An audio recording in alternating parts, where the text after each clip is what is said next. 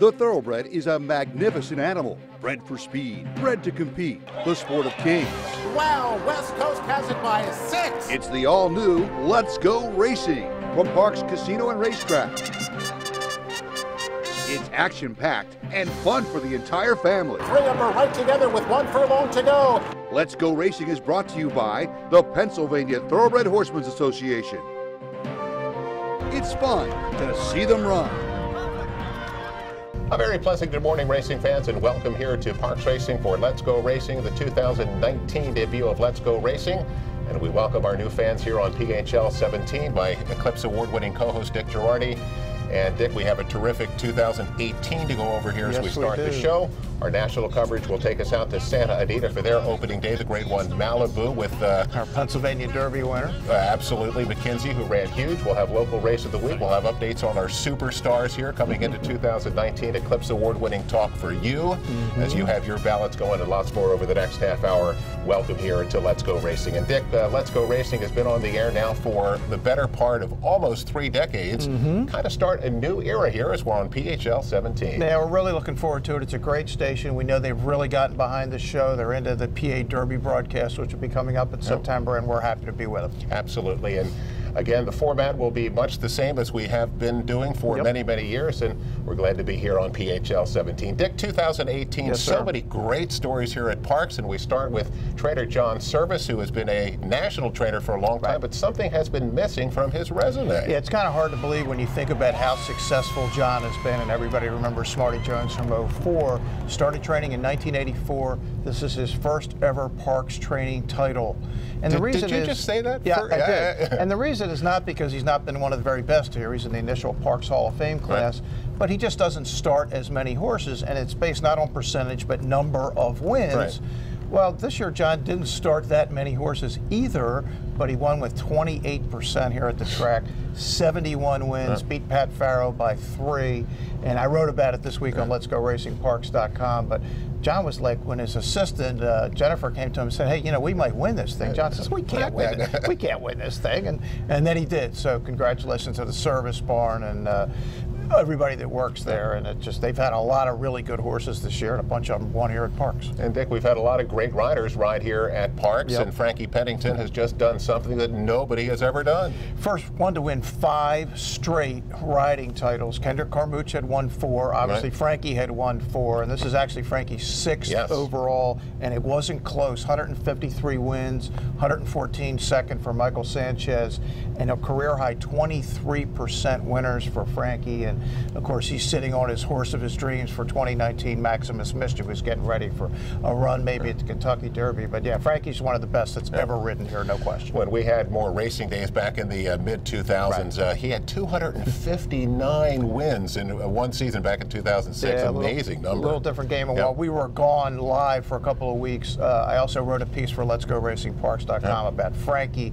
and his 5 straight riding titles. And of course, he's looking forward to 2019, not just to win more races here. And if you're wondering if he's thinking about going anywhere else, he isn't. He wants to stay here, but he wants to get a chance to ride in the big races. Well, he's going to get his chance here this year. Well, nice segue, Dick, as we talk about Frankie. He's a regular jockey for Maximus Mischief. And what's the update on Maximus? Yeah, the update is that his first workout will be on January 12th. That's what Butch Reed thinks down at Gulfstream Park. He's been there for a couple of weeks now. Of course, Bruce had him leaving on the van here on a Sunday morning a couple of weeks ago for the long van ride down to Florida.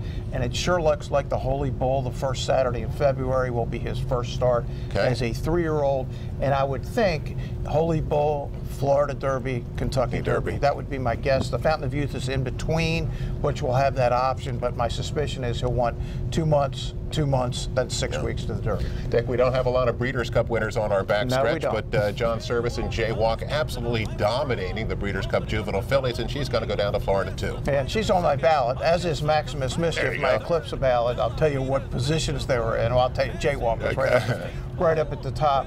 Yeah, she, of course, won the Breeders' Cup Juvenile Fillies, 2 grade ones, including the Frizette. She got a little time off in Florida after the Breeders' Cup, but it's been back to Palm Meadows, where John has his stable in the summer or in the wintertime in Florida since December 1st. She's back in training, maybe first work coming next week.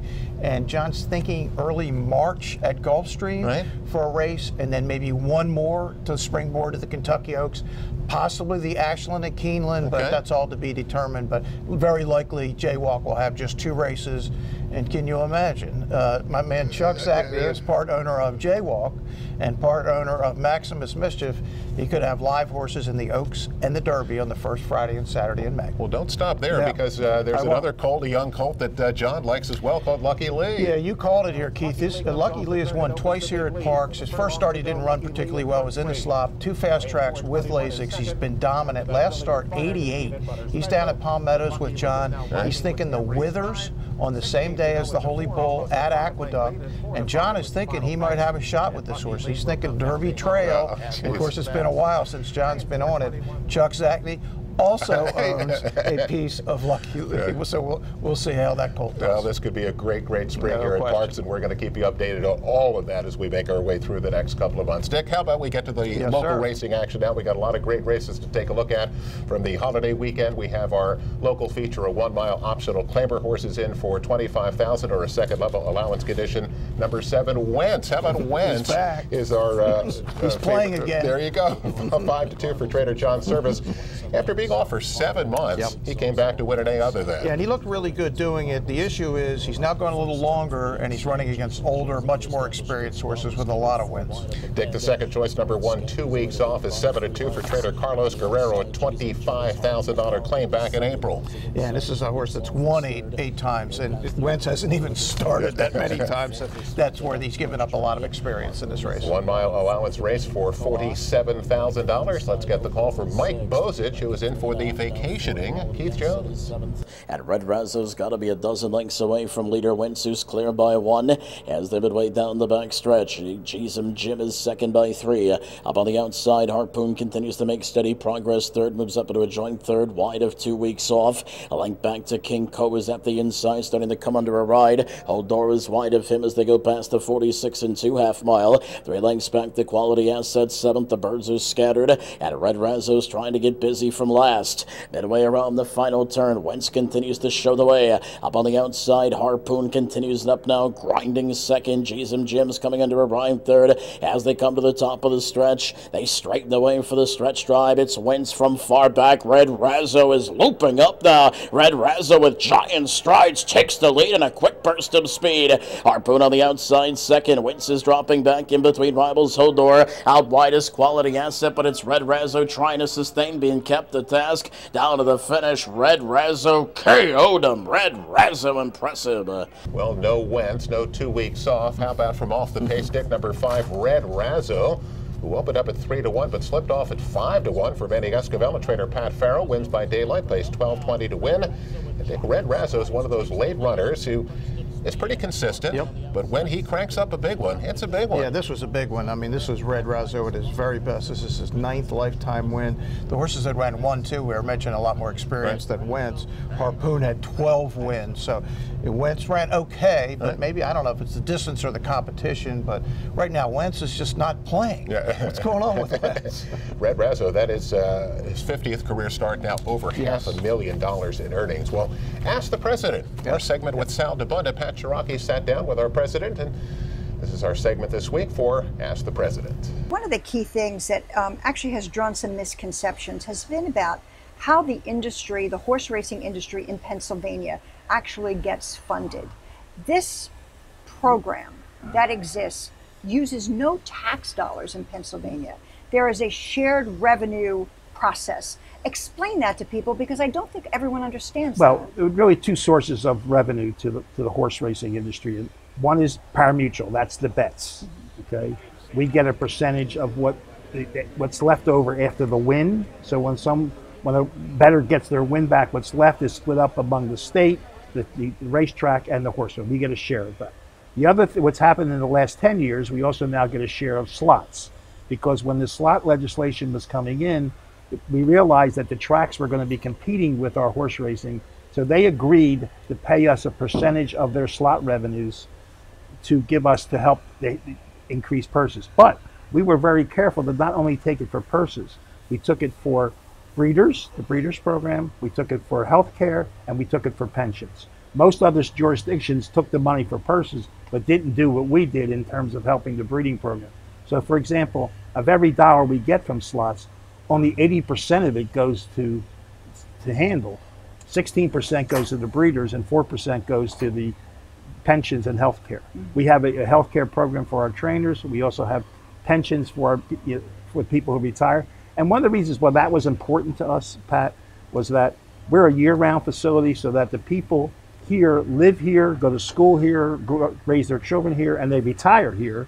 And we felt that they needed to have year-round health care and a pension when they finish their career. And it's time to end our first break. We come back here on Let's Go Racing, a special feature from Churchill Downs Productions, and we'll look at McKenzie as he was out at Santa Anita for the Grade 1 Malibu. We'll be right back with that after this. McKenzie is starting to storm home in the center of the track. Looking to join the thrill and excitement of thoroughbred racehorse ownership? Pewter Stable can get you started.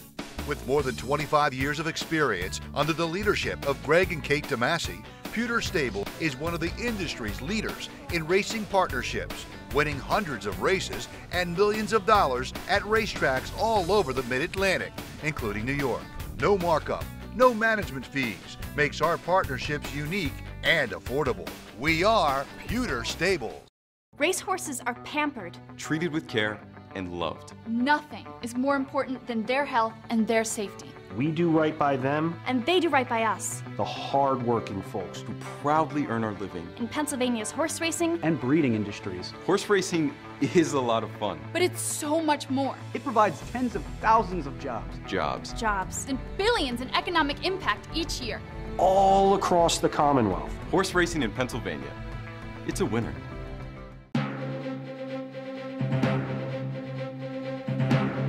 Welcome back, everyone, to Parks Racing for Let's Go Racing. It's time for our special feature segment coming from the good folks at Churchill Downs Productions. And Dick, trainer Kelly Breen, the guy with a hat, Yeah, always has a hat. absolutely, My man. has a young 3-year-old named Epic Dreamer who debuted out at Remington Park, a son of that Orb. Yeah, Orb won the Derby not that long ago now. A little bit of an off track that day, if I A remember. little bit. It was a mess. Here's more of Kelly Breen and Epic Dreamer. We have somewhat of a young sire, Orb, that won the Kentucky Derby, and now you have his son, and all you could think of, everybody thinks of the Kentucky Derby. If you're in this business and you don't think about the Kentucky Derby, something's wrong with you. As a trainer, you have to have options, and you have A plan, B plan, whether it's California, Arkansas, Florida, Louisiana, New York. We're at Remington Park, and I see Asmussen on the wall, and different jockeys, and Mr. Sellers. All of these different places that I've been to. This place here, it's awesome. I met Toby at the OBS sale probably about 5-6 years ago. He just walks by you, and he's got a presence. You have a guy who's a celebrity, helping the business, is a breeder. This is it. This is what it's all about. Hey, Kelly. How are you? Toby. We got the horse in the one horse in the big race. Oh, do you? Good. Well, we've run in it before. It's a good, Springboard's a good race. Whiskey's good. Yeah, really, I like that Fred Solo cut. Hi, pal. Good luck today. Ever need a trainer in New Jersey? Oh, there you go. Yeah, All right. right. I will. Yeah. You got it. This is it. This is what it's all about. Let's get going and try and figure out how do we get to the Kentucky Derby. I want to be there. This horse is training good, looks good. We do have a target on our back. You come in there and you have a trainer with 5 horses in the race. We got 1 bullet in the gun. You do your thing, Javier. Let the horse do his thing. Riders up! He's got a very high cruising speed, this horse, and he's got his game face on. They're off in the Springboard Mile. Good start for Long Range Toddy, also coming away sharply. Dobbins G, Dump moving up to the outside. Now at the rail, Epic Dreamer trying to get through and get the lead as they go to the turn. They're 5 wide. He's in tight. Emerging 3 wide as they go to the turn. And a major threat just ahead back. 6-shooter in the yellow is rolling outside 4 wide. Long Range Toddy looking for room. Likewise for Epic Dreamer and Tobacco Road. Detoes is wide and firing on. Quarter mile left. Herd coming off the turn to the top of the stretch in the Springboard. Dump is outside between runners Dobbins G. Inside Marquis Prince fading a bit. And here comes Long Range Toddy breaking out of traffic and gunning for the front. Long Range Toddy grabs the lead inside the furlong pole. Long Range Toddy, the clever Trevor Winner, is pouring it on. Bank it. it. Rolling after Long Range Toddy. Long Range Toddy needs a line, and Long Range Toddy gets it by a head to win the Springboard Mile over Bankett. That was the 8-horse. At about the 8th bowl, the 8-horse cut us off. But, you know, beautiful colt, homebred of Mr. Hortons, and just very proud of the race that he ran, as well as Bankett, who was second. What, he just didn't like being in tight all the way, or? Absolutely. Yeah. He was so different horse inside. He was timid a little bit. Talking to Javier after the race, you know, if to say we got a lot of experience out of this, you know, we'll move on. It's not exactly what we want to be doing. We want to be celebrating. Take him back to Florida. We'll try and figure out what to do with him and make it 3 races if we were to still put him on the Derby trail. But we'll have to regroup for sure. And that's what race is all about. And a special thank you to our friends from Churchill Downs Productions. And Kelly Breen has been a terrific trainer for a long time to get these good 2-year-olds, but these races are hard to win, and sometimes things don't always go so well. No, those are the races everybody wants to win. As Butch Reed told us a couple weeks ago, it's the glamour division. Everybody wants to be in it, and they are hard to win. Well, we wish Kelly the best with Epic Dreamer, and let's get to our national coverage now. It's brought to you by the good folks at Chapman Auto Group. Unless our emblem is on the back of your car or truck, you probably paid too much. Opening day at Santa Anita, they had a huge day. 41,000 and a record handle, so racing is alive and very well in Southern California. Hard to get a race for straight 3-year-olds at the end of December, but the Grade 1 Malibu, 7 furlongs, $300,000, a full gate of 14, and breaking from post 13, getting bet down to 6-5 was our friend McKenzie for Bob Baffert. Take off that layoff before the Pennsylvania Derby came back to run a 107 buyer. It didn't go well in the Breeders' Cup Classic. No, it really didn't, and Bob Baffert has now said he made a mistake bringing him back. Right. And Bob doesn't make many mistakes. That's why he's one of the best to ever train horses. But remember, it was a real deep, tiring track that day, as it's been a lot of the year here at Parks. And I thought that it was going to really leg him up and get him really ready for the Breeders' Cup, but he lost some weight, and it just took him a little while to get back. And it's kind of a rush because it's 6 weeks, and a horse has been off 6 months. You run so hard, maybe you don't come with your best stuff. You chase the pace, and then McKenzie has never run a bad race. He just backed out of there like something was off that day. Well, he's 6-5 at this big field here in the Malibu. Dick, second choice, number 3, Copper Bullet. Steve Asmussen, 5-1. He was a very highly regarded 2-year-old. Off for 15 months and came back in style. Yeah, I ran big, got a 96 buyer at Churchill on 23rd of November. McKenzie, 6-5. Yes. Here's the call. Calixman goes to battle for the lead along with Nero. These two go on with it. Axeman is now 3rd. Bobby's Wicked One is in 4th. They're followed by Still Having Fun, a close-up 5th and 2.5 lengths off the lead. Gravitas is a length and a half behind them. Then it's Copper Bullet racing on the inside of 7 Trumpets. Those two are in mid-pack, about 10 lengths off the lead. McKenzie moves up outside of that pair. Majestic Dunhill in the pink is next. They're followed by Axelrod and Identity Politics right together at the back of the pack. They have about 15 lengths to make up. Salamini is racing outside of that group. As the field comes with a 1/4 mile to go, Calixman is still the leader, and he shakes loose to be in front by 2 to Nero in 2nd. On the outside of them comes Bobby's Wicked One, now trying to put in a rally. McKenzie is starting to storm home in the center of the track.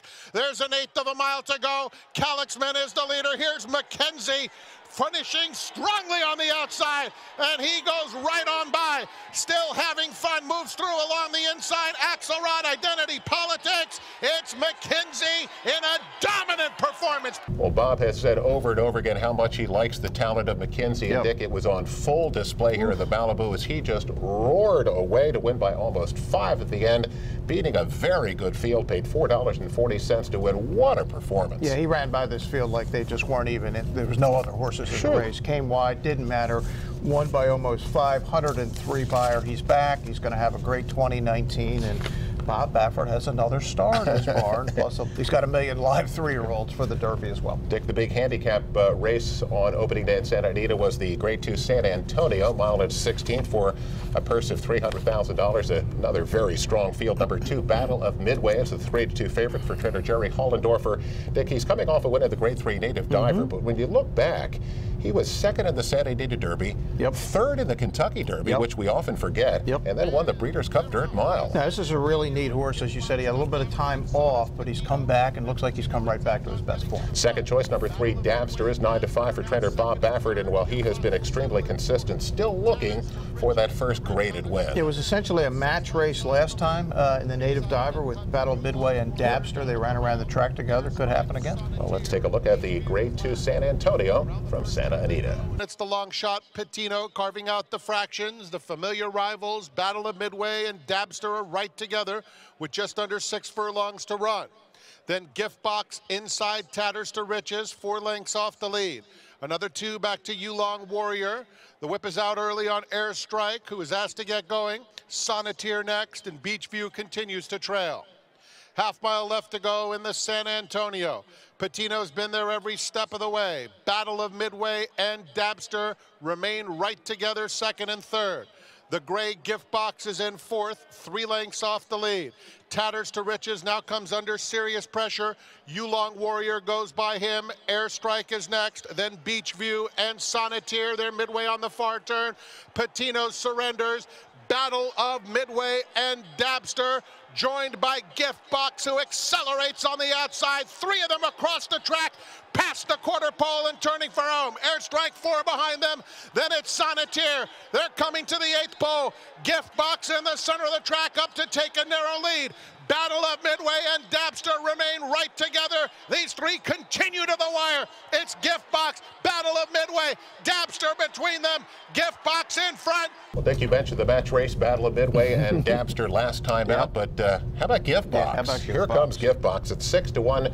Trainer John Sadler, this is his first time with Gift Box. He'd been off for a long time, but he had plenty of talent in his past performance lines, and he comes on to win by half a length. It's 6-1, $15 to win. Big performance by Gift Box. And a really hot jockey, and Joe Rosario had such a great Breeders' Cup, won the Classic with Accelerate. This is the same connections with Accelerate. Uranus Racing, John Sadler.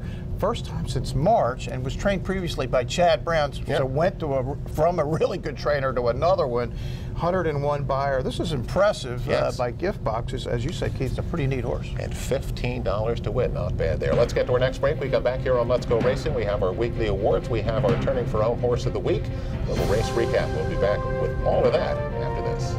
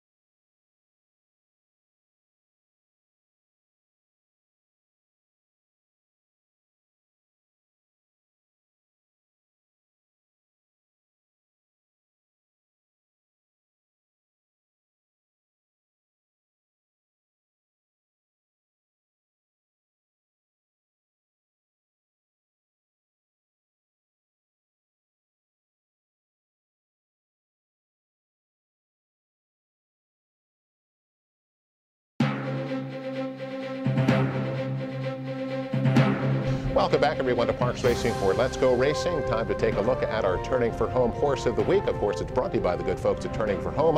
Log on to their website at turningforhome.org. Our Turning for Home Horse of the Week is Girl Crush, and here's more with Danielle Montgomery. Our Turning for Home Horse of the Week is a sweet little gray mare, Girl Crush. Girl Crush retired sound after just 4 races, where she was game but a little too small to keep up with the competition at Parks.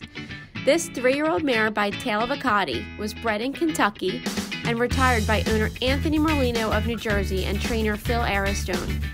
She competed in the 2018 Retired Racehorse Project's Thoroughbred Makeover at the Kentucky Horse Park after only 2 months of training in barrel racing and competitive trail. The little gray took in all the new experiences like a champ and finished in the middle of the pack in both disciplines, proving that she owns all the best traits of our thoroughbred breed: versatility, intelligence, and a willingness to please. Perfect for an experienced young rider, she looks like a junior hunter, but honestly could go in any direction her rider pleases. Girl Crush is awaiting her forever home. Please contact Turning for Home for more details. And of course, turning for home also brings us our jockey and trader of the week. And of course, our congratulations to our two winners. Of course, Frankie Pennington, 5 in a row. 1 for the thumb for Frankie. Yep. And John Service gets the little one for the pinky there. It's pretty pretty cool stuff that John gets it done. They are our jockey and trader of the week. Well, let's get to race recap. Laurel over the weekend had a number of stake races. The 2-year-old fillies called the Gin Talking. 7 furlongs for $100,000. And Dick, who's this? Mark Reed. This is our buddy Mark Reed. Sadly, number 9, Please Flatter Me, who's 8-5. She's been great in her 2 career starts, and here she's going to do it again. Yeah, she just dominates this group. She had beaten PA Breds in the first couple PA Bred stake at Penn National, but just annihilated this field. Mid-70s buyer again. How about a $12,000 purchase? Is now won $150,000. Think she might win some PA Bred stakes in 2019. $5.40 to win on Please Flatter Me. Eye on Racing. Dick, Santa Anita going to roll out the 3-year-olds with the Grade 3 Sham. Yeah, the Grade 3 Sham, and we'll see. I think Coliseum is going to run in that one for Baffert, and he's going to start bringing them out one by one, and Game Winner will eventually appear, and he's got them all. Could he have half the field of the Kentucky Derby by the time we get there? He's probably going to have a few. And look, when you're Butch Reed and Maximus Mischief and you're the best horse in the East, you just do what you do, and you hope to get to that first Saturday in May, and then you'll look out and see the guy with the white hair in the paddock with who knows how many horses. And get a good post position draw. Let's get to our final break. We're going to wrap it up with news and notes. Little eclipse talk. Yes, sir. You love the eclipse. We'll be right back after this. What does Chapman's 7 locations and 10 car brands mean to you? It means a huge selection of quality pre-owned vehicles, all makes and models, many one-owner low mileage certified with miles of factory warranty remaining. Safety checked, meticulously detailed, and each come with a free Carfax report so you can buy with complete confidence at any Chapman Auto store near you. Or shop online anytime at ChapmanPreowned.com. If our emblem is not on your car or truck, you probably did pay too much. What a night. Whether you're looking for some rock or some roll, whether this table calls your name or this one, if you're into big hits or big bites, Parks is Pennsylvania's #1 casino with brand new tables and slots, 2 new restaurants, and Excite Center featuring the hottest acts. The best is better than ever. Parks Casino, what a night. Welcome back, everyone, to Parks Racing for Let's Go Racing News and Notes. The final segment brought to you by the great folks at Pewter Stable. Log on to the website at pewterstable.com. Become an owner today. Bruce Casella, Dick Girardi, Keith Jones, and Dick Smarty Jones is back in Pennsylvania. He is back. He just got back. Remember, he was stable at Calumet Farm, where he's doing his breeding the last few years in Kentucky. He's at Annville up near Penn National. I believe they're going to have an open house in mid-January, so Smarty is back home where he belongs. Dick, you get to vote on the Eclipse Awards. I did. You voted for Jaywalk. I did. Is she going to win? I think she's going to win. I mean, look, the Chad Brown filly is terrific, but she's a grass filly with only 1 Grade 1. Jaywalk has 2. I'm not going to vote Maximus Mischief first. I'm going with Game Winner, who deserves it off the Breeders' Cup. Horse of the Year, Justify, Accelerate. I can't get by the Triple Crown, Keith. It's just hard for me. It's Justify for I'm proud of you. You did the right thing. Thank you. Well, again, it's great to be with the folks here at PHL 17, and we'll see you next week on Let's Go Racing. Same time slot at 10 o'clock. We'll see you then on Let's Go Racing.